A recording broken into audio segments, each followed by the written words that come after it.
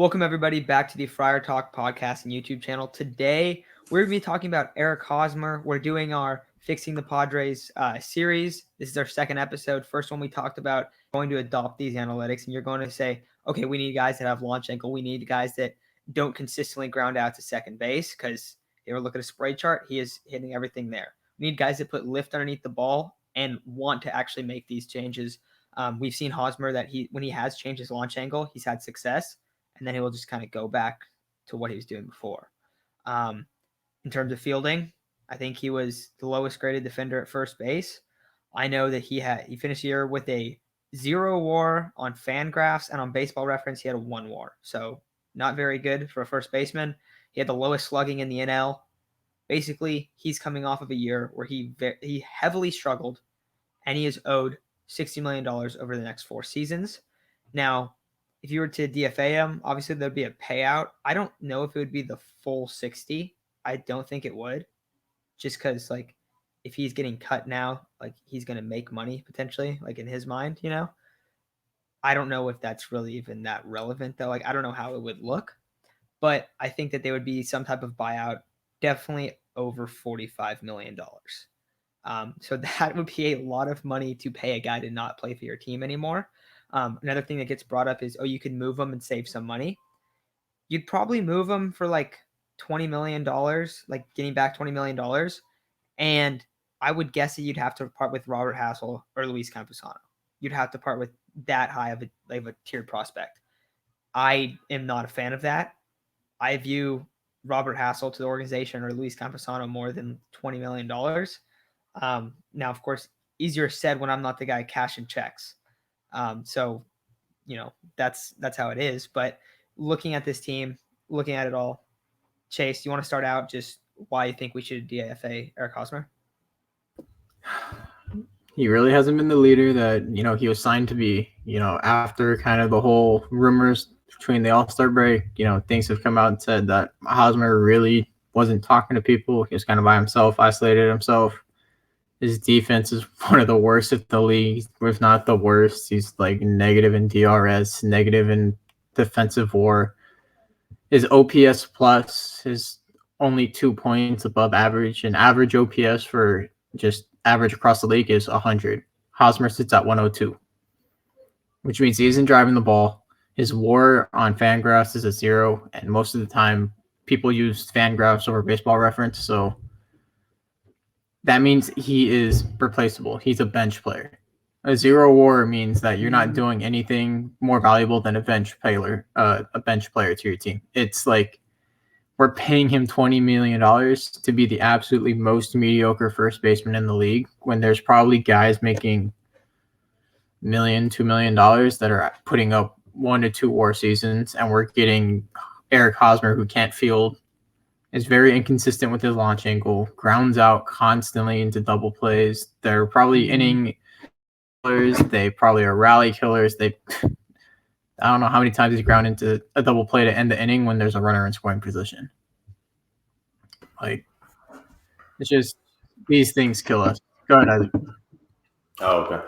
I was going to say, a lot of the times you hear older people say, if I had your height and your weight, I would be doing this, I would be doing that. Well, when you look at Eric Hosmer, I think every single person on this planet would say the same about how far they could hit the ball, because Eric Hosmer does not hit the ball very far, at least not many times, other than 15 this year, 15, 17, I don't know, something like that. Did not have a good year. Last year was kind of an outlier. We knew that it would be an outlier. He only played 38 games. And we know that Eric Hosmer in April is an Eric Hosmer that he's a monster. He plays some really good baseball, but down the line he just starts being really, really, really, really bad. There's a lot of first basemen out there making a lot less, playing a lot better. We see Ty France is one of those guys. CJ Cron just signed a new contract. Even then, he only signed for $7 or $8 million a year.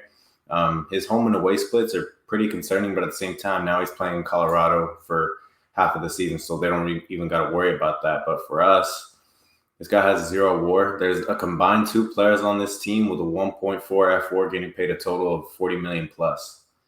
Now that 1.4 F4 comes from one player, the other player being Eric Hosmer with a 0.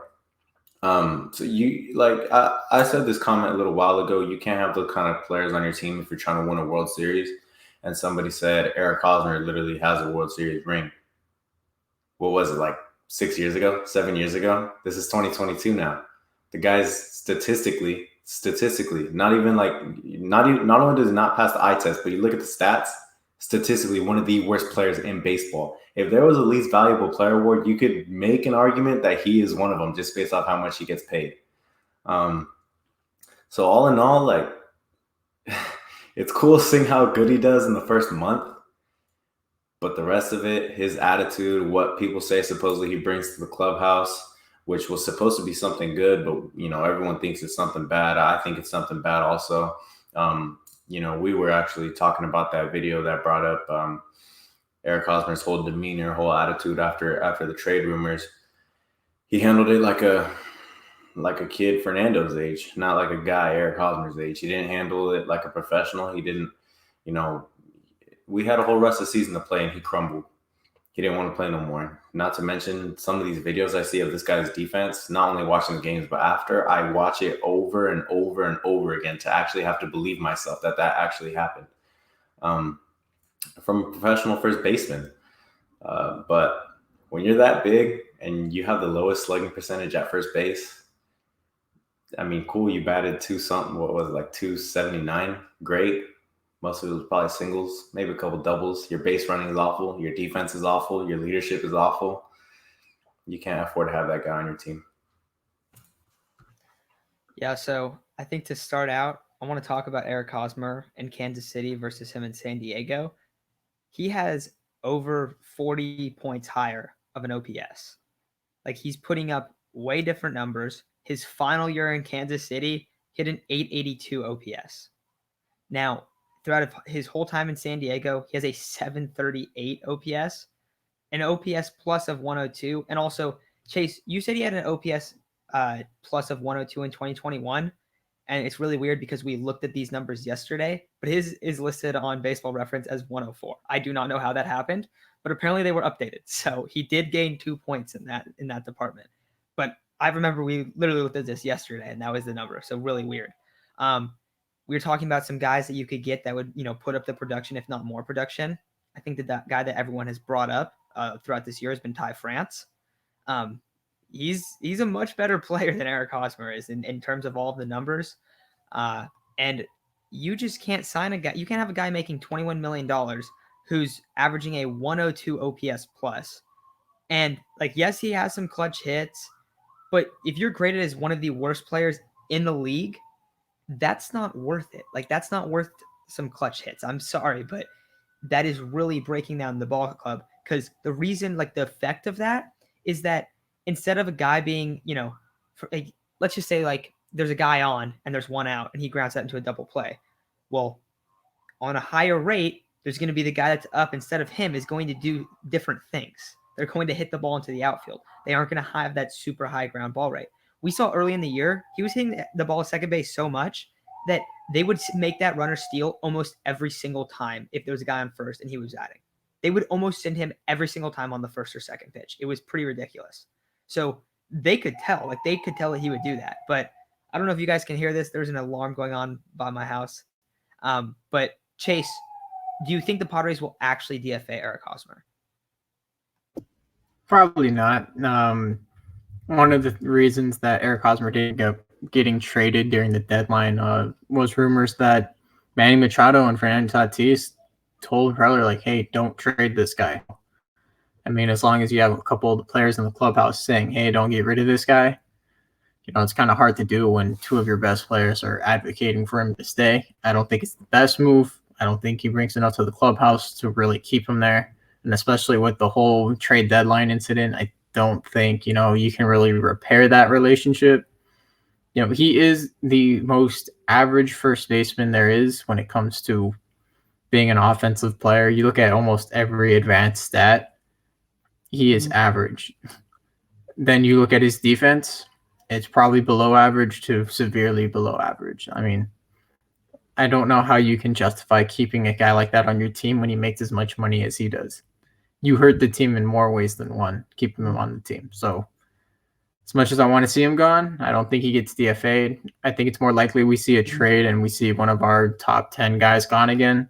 Hopefully we just don't get like someone like a Jake Marisnik back. I mean, sending Hosmer and a top 10 player, who knows what Preller might get back. Yeah, I don't know if they'll DFA him. I don't think that's going to be an option for AJ Preller. I know they probably want to trade him. The question is, what would they have to trade him for? I think all three of us are in consensus that they would have to trade Robert Hassel or Luis Camposano, something big, in order to get rid of him, just because he is really, like, seriously that bad of a player.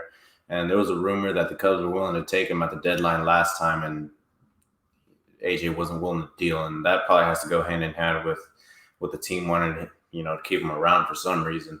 But I'm not I don't think DFAing him is out of the question, or out of it's definitely in the realm of proportion. Like, it's definitely something that's on the table. Just when you see everything about Eric Hosmer, you can't afford to have him on the field. That's main priority number one. You cannot afford to have him out there defensively at the plate, because he hits for average, but you're a first baseman who just hits for average. That's not what you're supposed to do. That comes from like a second baseman, a center fielder, something like that. You could say the same about Austin Nola as a catcher. Like, we don't expect him to be a power hitting catcher, but we also don't expect you to hit 2 or 3 home runs. But that's just a guy you can't have on the field, in the clubhouse, in your organization, just completely bringing you down from top to bottom. You saw, I'm sure everyone saw, the thing Jeff Passan, I don't know how to say it.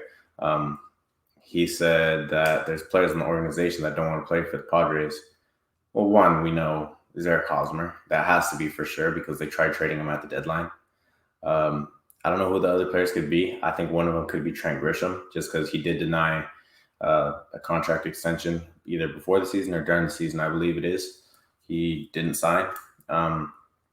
But when someone like that is in your clubhouse, that's a cancer. You're not going to win. When all your players aren't on board with what's going on, you're going to lose, which is what we saw. Nobody was clicking. Nobody was on board with what the organization wanted to do, and everything fell apart. So Eric Hosmer's got to be gone. You're not going to win a World Series with that guy. There's a couple guys on here you won't win a World Series with, especially when you're competing against 2 top dogs like the Giants and the Dodgers. So I like what you guys are saying.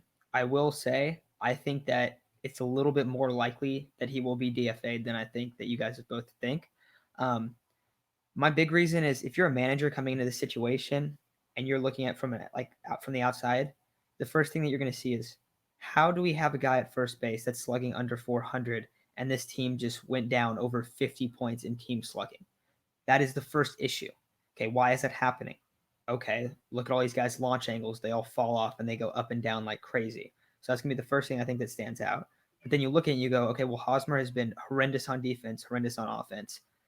And this is a position, first base, where you need a guy that can absolutely rake and can be a formidable first baseman, which isn't that hard. It's pretty, in terms of like MLB average, it is so hard to be like in negative WAR first baseman, because the position isn't asking you a ton. Like, you're not going to have crazy defensive numbers and value at first base. That's why, like, we saw ha-seong Kim was up at the top of the charts, because he was playing such high level defense at shortstop, a marquee position. First base isn't like that. You're not going to affect the game, like, unless you're doing something really bad, which has been the case with Hosmer. So you look at this and you go, all right, what's the biggest problem? Like, what's one of the biggest issues? Well, this guy, and apparently the players are coming in saying, oh, don't trade him. I think it's a statement move to say, okay, we are moving in direction. This is not acceptable. You can't play for the Padres if you're going to put what Fangraph says is an MLB bench player at like the very bottom, like a bench player, a replaceable guy that you can call up from AAA tomorrow and come in. You can't pay that guy $21 million, and you can't have him start every game. That's even the bigger thing. Like, let's see how many games he started. I don't have. Let me pull this up real quick. I'm guessing it's over 130 or 140, right? Okay, my thing's not probably. I know he did go out for like an injury, didn't he? For like maybe a couple weeks. Yeah, and then in 2018, when he had he had great numbers, he only played 38 games. But then every other year in San Diego, he's heavily struggled. Yeah, I'm my thing's not loading, but I'm assuming it's over 140. Isaac's on it. But yeah, so that's just, I think for me, that's the reason why you have to do it. We got Isaac. He played 151 games. 151. And you're putting up that how many did he numbers. start though? Because I know some of those are probably just pinch hit appearances. Yeah, he didn't start all of them because he only had 509 at bats. But it's still 500 at bats. Oh my god. Mm-hmm. Yeah, so I mean, when you just look from top to bottom, everything about Eric Hosmer, it's time, like, forever. Whoever's a Hosmer truther, this isn't 2015. This isn't 2015 no more. It's over. He's not someone we can afford to have on this team. You know, if you want your team to win a World Series, you don't see the Dodgers having a guy like this guy. You don't see the Giants having a guy like this guy. Actually, I really don't think there's a single guy in the playoffs that has someone like this. I'm really trying to think. Giants, Dodgers. When you have massive liabilities in like spots like first base or right field or third, like in the lineup, it's really difficult to win. Yeah, exactly. It's not just Hosmer. It's Will. It's Tommy Pham. It's a couple guys. It's the catcher position because Nolan missed so much, and Caratini put up 0 for 4 so often. Oh my Negative god. WAR. Wait, hold up. I want to make a point on how bad Eric Hosmer is as a first baseman. This is Baseball Reference. Let me try to find the Fangraphs one. But the Baseball Reference has Christian Walker at a .6 WAR. He hit 244. He had a 315 on base. He had a 382 slug and a 696 OPS. He had an 88 OPS, and he was worth 0.6 in Baseball Reference. Now, if we go to Fangraphs, let me load this one up. He finished with a 0.7. Wait, no, he finished with a 0.3 WAR. He still finished higher than Eric Hosmer on Fangraphs. Finished with an 87 WRC, which is 13 points below average. Yeah. I just want to say one more thing. Yeah, I just want to say one more thing too. I know one for sure Hosmer truther is Coach Quintera on 97.3 The Fan. And I see people saying, let him manage. Stop it. I cannot believe people are saying that. And I cannot believe he is a Hosmer truther for how long he's been around the game. For anyone who's been around the game, as long as, you know, I've only been around the game for playing and watching 15 years. So not as long as some of these guys.